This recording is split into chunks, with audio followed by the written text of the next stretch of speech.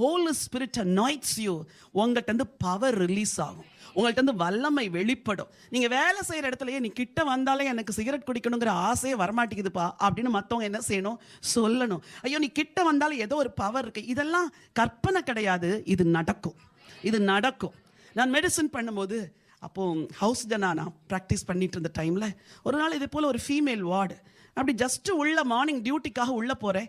Last பெட்டில் ஒரு பொண்ணு திடீர்னு ஐயோ எரியுது எரியுது எரியுதுன்னு கத்துறா. நாங்கள் நினச்சிட்டோம் என்னவோ அங்கே ஃபயர் ஆக்சிடென்ட் ஆயிடுச்சுன்ட்டு.